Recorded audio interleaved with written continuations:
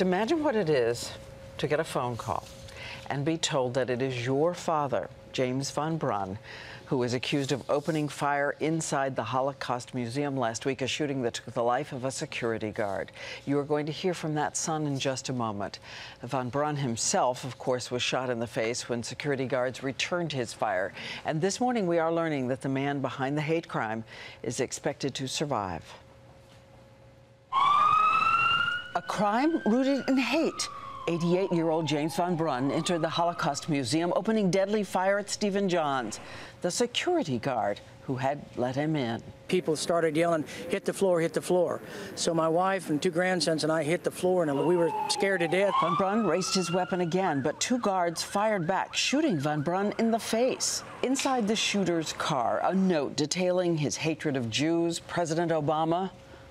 He wrote, Obama was created by the Jews. Obama does what his Jew owners tell him what to do. On his website, more racist vitriol. He wrote, we are witnessing the calculated destruction of the white race. America is a third world racial garbage dump, stupid, ignorant, dead broke, and terminal. The website also revealed some of von Brunn's ostensibly normal life, a varsity football player in college, serving in the Navy in World War II, working in advertising. He was a painter. He was divorced twice, had two sons. Today, von Brunn's alleged crime has left an 11-year-old boy without a father, missing the man he simply adored. He was a loving father, and he was also my hero. And at the time of the shooting, Erik von Brunn, the son, and his fiancée had taken in his father to live with them because he had no place to live. And Erik von Brunn joined us for his first television interview this morning, a GMA exclusive.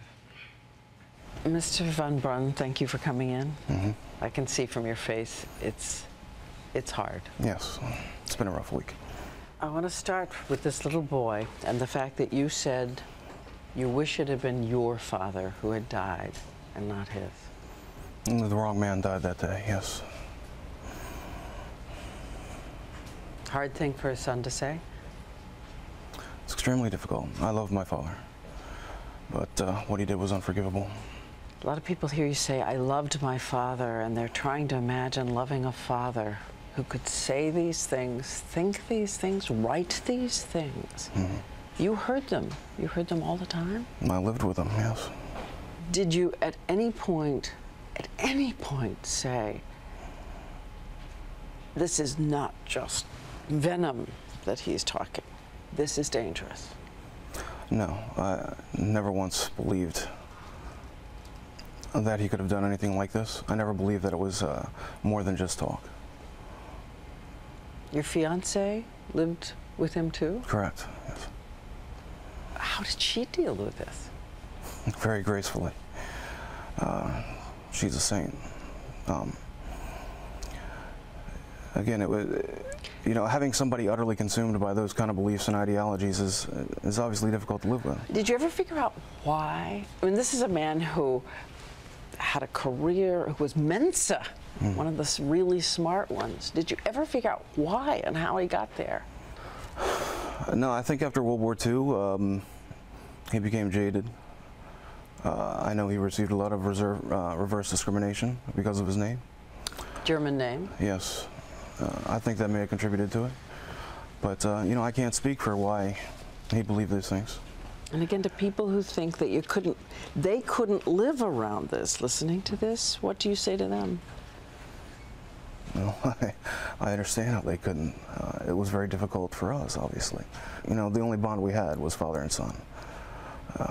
We didn't like each other very much. We know, according to you, that he spent a lot of time at the computer, a lot of time alone in the room. You have any sense at all that other groups were involved in this? There were no other groups. This was just him? This was just him. How do you know?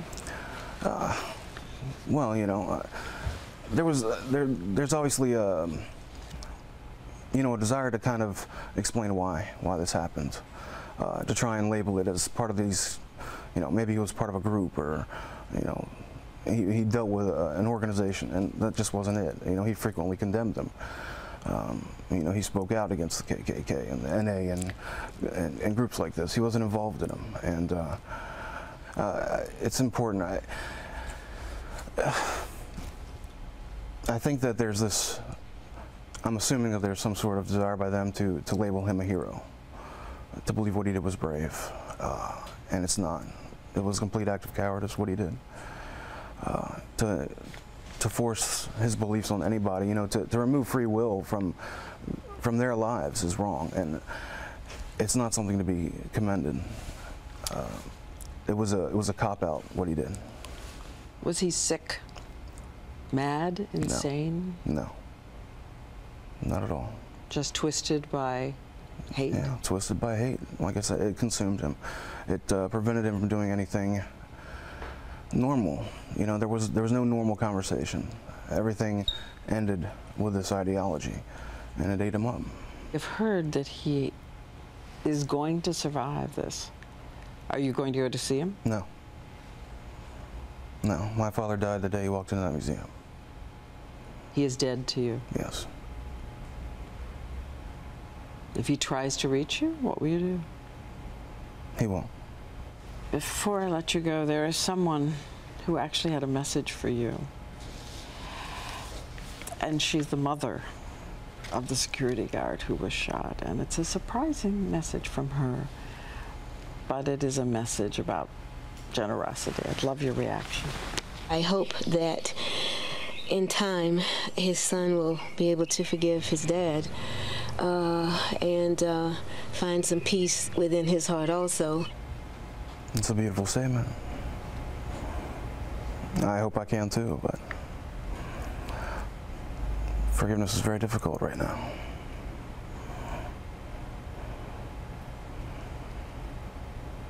Think it will ever happen? No. No, I don't. Again, thank you so much. You're welcome.